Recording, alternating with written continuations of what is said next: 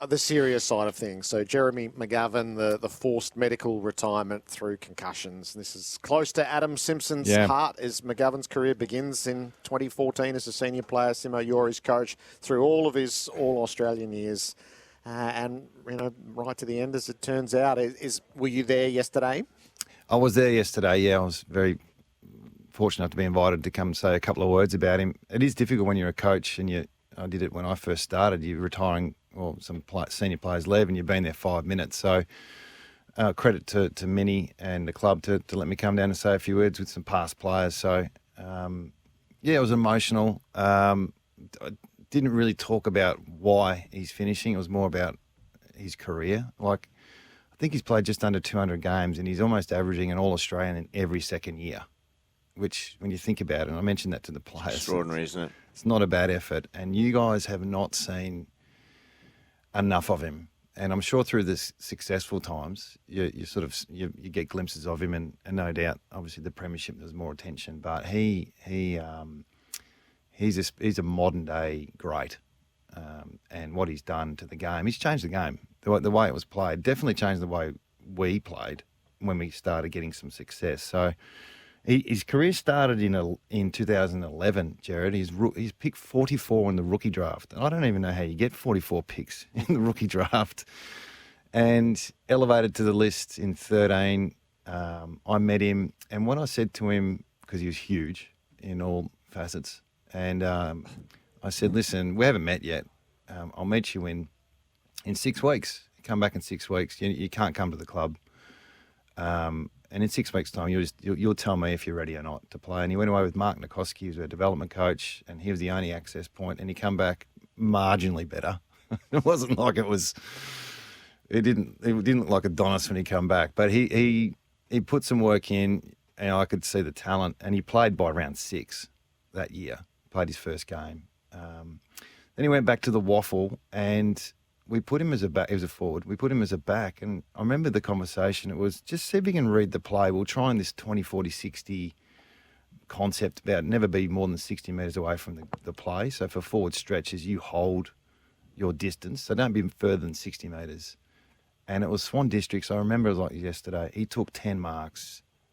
His man kicked 5 goals because he was that aggressive. But he took 10 intercept marks, and it was like and it was like so he dictated what we were going to do, because we ended up losing 3 or 4 key position players at the start of 15, and then we sort of started edging.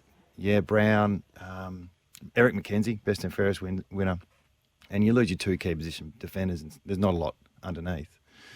So him and then young Tom Barras started his career around the same time, and they started to develop a gap control way of defending all the time. So you never, to stoppage, you look at behind the play and you see everyone sort of on someone now, even more so now. We defended space, and he would dare you to kick it near him. And he just took that to another level. So the evolution of what we did as a team started with McGovern at Swan Districts. And his ability, if anyone who's seen him play behind the goals at a ground, he just defends 2 people.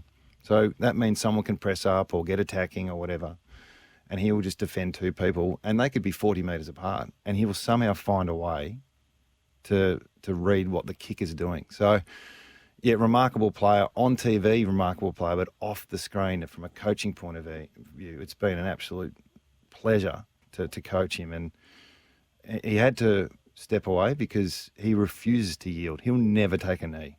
And that's the piece that, we spoke about yesterday. You have to stop him from playing. Because he when Derm, you would have gone through this, it's like you really can't, you don't want to play, but you say to the coach, I'm right. And then the coach goes, mate, you're not right. You're a slave to your own desires, aren't you? He was, I'm playing. Don't even ask me. And it was that, whether it was a pre-season game or the 2018 grand final, like he was that crook in the 18 grand final. He couldn't get in the caval car. He couldn't get into it. And then the AFL threatened to fine us 50 grand. Can you believe that? Until he got into the car. So he'd delay the whole parade because they had to get McGovern from the MCG to the cavalcade. And it was literally that. It wasn't life-threatening, but he shouldn't have played. And then you get to that last play in the grand final when he did what he did. And for anyone who's barracks for West Coast or anyone other than Collingwood supporters, it was one of the more special chains of possessions in grand final history, really.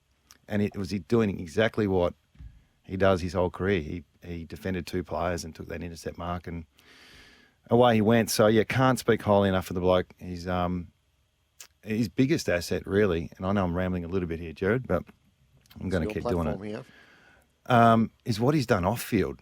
And he is the number one advocate for how to set yourself up off-field. And in my 30 years in AFL, I've never seen anyone develop a next phase of your life, and it's not money. It's the family, and then it's the networking and connections he had with the people he was connected to before he got drafted. So he's a plumber, apprentice plumber, before he got rookied. And he's built that plumbing business up now to the point where he's acquired other businesses around that. He runs a charity for Indigenous kids trying to get their licence.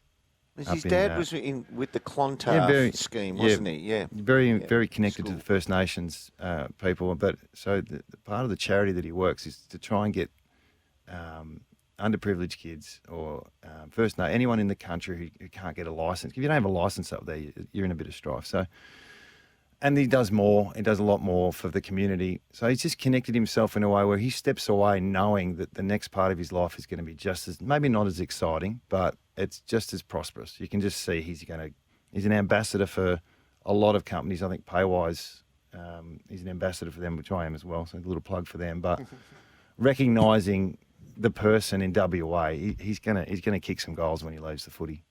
Actually, Simo, just quickly on this, it sounds like the club did a magnificent job of it yesterday, a reunion of sorts for Gov, really. Former players, former coaches, staff gathered to commemorate. Am I right in saying that he held it together emotionally, but you, his former coach, maybe just got a little big on you? It did get a little big. I'm not a great one for whenever you talk publicly about your family or obviously these types of situations. When I said, and not getting self-indulgent, but when I did say, I know everything about you, and then I said, I know we don't win a flag with it. I said, I know you'll never take a knee. And that's when I thought, I started to rattle a little bit. Because you'll never yield. And because I know what he's put himself through to play. And it's different when you're Danger or you're Hodge at Brisbane, when you're actually in a successful side, but you put yourself in his shoes. He was All-Australian last year. And to do that when you know your team's not going to win or not winning, that's another level, which that's not Danger's fault. He's been in a great system for a long period of time, but that's probably the guy. So yeah, I got a little bit wobbly. I didn't go all the way, Sam, but I got wobbly. Okay. So what sort of debt of gratitude do you feel towards him, Simo, to say we don't win the flag without you? Well, he was out of contract during that year, and I know I said it's not about money, but he does like his cash. He does like his cash. I'm not kidding around there. Him, Josh Kennedy, Dom Sheed. Yeah, there's fair to say they're doing something tonight at some bar for a couple of grand. But during that season, he was out of contract, and he got massive offers, and I'm talking the offers that De Koning's getting now. That was in 2018, and he had every right to just hold off a bit. And I think he knew what was coming with the success we were sort of building. So he locked himself away, sacrificed a little bit, and then he got pulverised in the prelim. So internal bleeding. He was training for grand final week, and he goes, oh, look, I can run, but everything's squishy inside. He was juggling. Derm, you probably went through this, where the blood around the organs hadn't settled, and it was sounds horrific, doesn't it? So he did a fitness test on the captain's run at the G, and I don't know how he got through it. And then there's always that risk of, should I be playing, and I'll compromise a win or a loss if I play. So that's a tricky one. Dermot, you would have gone through it, I'm sure. I really shouldn't be playing because I might cost the team, but he played. He plays well. We win, and the rest is history. And it's not the first time that he did that for the side. Like I said, he would have done that in a pre-season game. So from the outside looking in, Simo, there's two things. I mean, I agree with you. His moment in his career will be that intercept mark. That is the when we think of Wayne Harms, we think of the tap back. We regurgitate McGovern's name again, we'll think of that intercept mark. Yep. It was such an iconic moment. The thing that I cannot get my head around the fact that for a big bloke, and let's be honest, he's got puppy fat all over him still as a mature player, his explosiveness to leap is just extraordinary. You just shouldn't be able to do that while you carry that little bit of puppy fat. Well, I think he got worse. I think the fitter he got, the worse he got. I think there is something somewhere where they'll say that if you get too fit, you'll get injured. Someone will bring it up someday. Those super lean players. Yeah, there's not an ounce of fat. They're the ones that get the stressies. They're the ones that break down. So he carried that, but it didn't affect anything. And it's not disrespectful because he takes the piss out of himself a little bit. But he was almost the quickest on the list over 10 metres. He's the smartest player on the list. He had the most competitive instinct, and he probably had the most talent. So the four pillars. Athleticism's not in the top four for me. If you're going to be an AFL great, it's not. I know as much as Hodge. I look at that with Robert Di-Domenico. So Gov sounds a little bit the same. I call Dipper the fittest fat bloke I've ever seen to play footy. Well, Gov, he's fit enough. He was fit enough. And he didn't respond like other people do. Some people respond, and the last 4 years, if you look at his body shape, it's good. I even saw him yesterday. He looks lean, and surprisingly, his most injury-plagued part of his career is the last 4 years. So, bring back the puppy fat was the the last thing about him too is his character, his demeanour. And I said this last night. He strikes me as somebody who I would see on Outback Truckers. He's that kind of personality. So just to finish this off, I mutually departed with West Coast. He was in Melbourne because he broke a rib and he couldn't fly. So he hires a car. I think Paywise actually looked after him. They got a car off Paywise that were delivering a car to Perth, and he drove back to Perth over the course of 3 days just to be at the press conference. And he wanted to play. And I'm like, mate, what are you doing? I didn't coach anyway that weekend, but he thought there's a chance I might be coaching my last game. So he drove across the Nullarbor with, flew his wife over, and they did just non-stop for 2 or 3 days. So, yeah, great. And last piece, locker room legend. Premierships and footy trips, that's all we played. And that's the type of player you want to play with.